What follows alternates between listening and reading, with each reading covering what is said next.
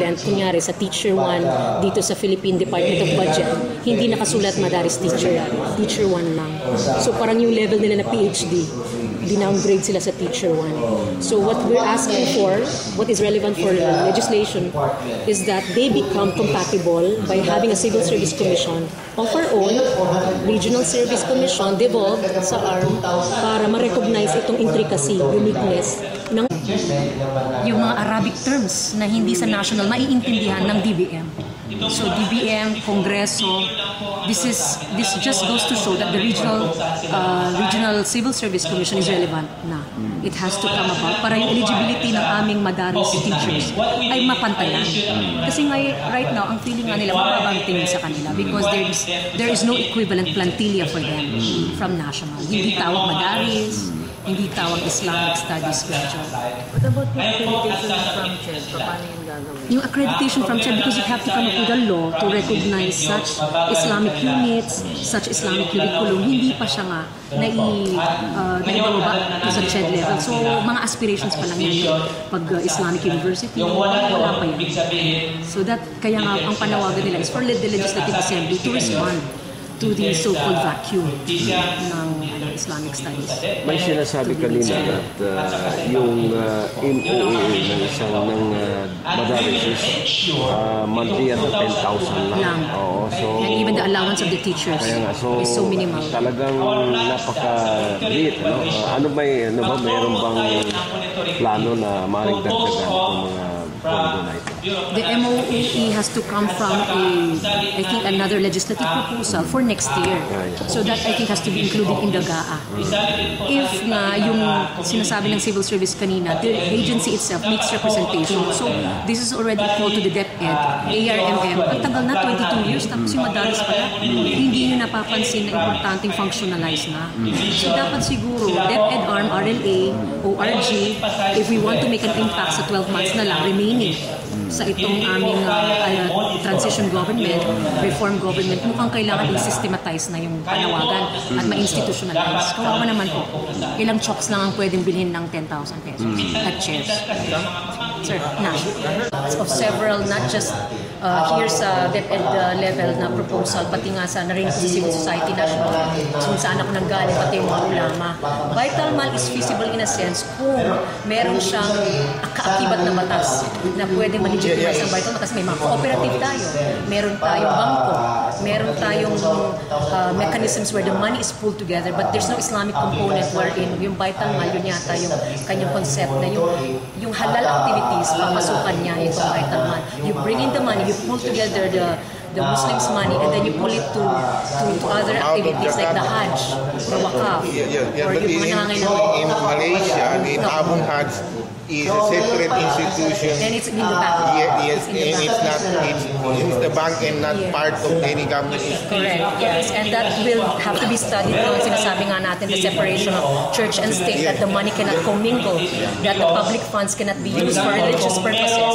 So I think the RLA has to study the implications, but if it can be a leap of faith kung mag-make kami ng statement, we are armed, we are special, we are Muslim Mindanao. If we want to assert the Islamic nature of our Muslim Mindanao, like the Madaris, it's an Islamic institution, and using public funds, then maybe a Vital Mal is something to look upon. Should that be commingling of public funds and halal funds? But we're using Madaris also, that's commingling public funds with Islamic education, Madaris. And halal funds at that? Yes, and even the Islamic Bank, where we have an Amana Islamic Bank. So, we're in Muslim Mindanao.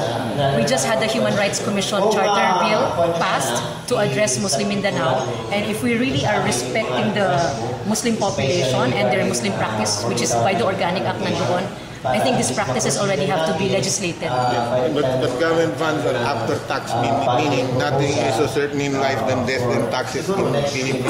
Very correct, very correct. But yet our ulamas, kasi nga wala tayong shura, walang advisory council, yung mga ganun na Sharia courts dapat na hindi na lang daw personal laws, pati commercial law dapat ma-recognize na rin. That will have to be already legislation to look. The leveling, truth in leveling, truth in advertising. Hindi lang personal relations, commercial courts even? Yeah, kanina, ma'am, na-interview namin si Mr. Luel Macabang, action officer ni government. And private lending group. I think he was invited here. Ano pong mga naging usapan dito? Monday, Vern, mag-present sila ng formal proposal nila with the Development Bank of the Philippines. If a possible negotiated arrangement for the DBP to take one because it's a development bank. So, not preempting that, we hope to listen to their proposal. Do you think kinakailangan mag-intervene ang armed government para ma-resolve? Because itong utang ng mga teachers are all private contracts. So, paano papasok yung gobyerno dito sa mga private transactions? Papasok ang gobyerno dahil yung DepEd official assigned to release their salaries withheld it. And there are certain laws on not withholding salaries. So doon papasok ang armed government when this official withheld the salary. Hindi mo pwede dapat. So yung official na yun has to be held accountable. Why did he do that despite this private contract? May mga sinasabi na i-assume daw ng bangko yung lahat ng utang ng mga guro at yung mga guro ay doon na magbabayad sa bangko. Is that possible? Wow, that's a legal question and something that I think the executive department will be well answered. So, natin siguro sa assembly, kung kinakailangan i-straighten natin ang batas, siguro marami na tayong mga batas for the supplemental. Creation ng Bureau of Madaris, kasi nung dito sa RLA, we passed a resolution on proposing to the DBM for a supplemental budget and the regional governor to also provide for supplemental. So this is something that the RLA has passed as a resolution and we just we raised it up to the level of Opo, meron na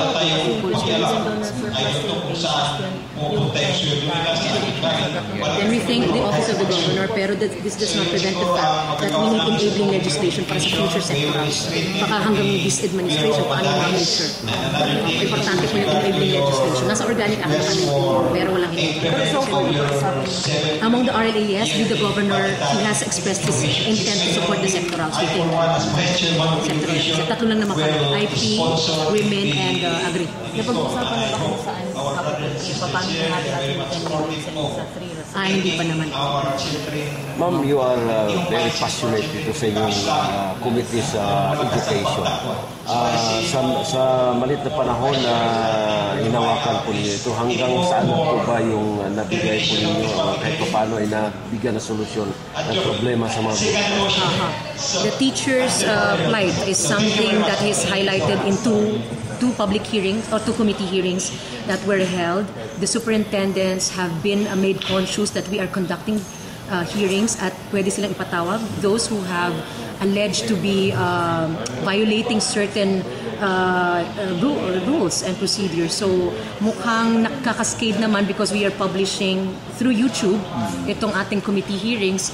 So ang narating po ng ating committee hearings sa DepEd is that we are, for instance ngayon, Civil Service Commission said we've never been invited before, and for us to explain yung aming appointments procedures is something na they appreciate.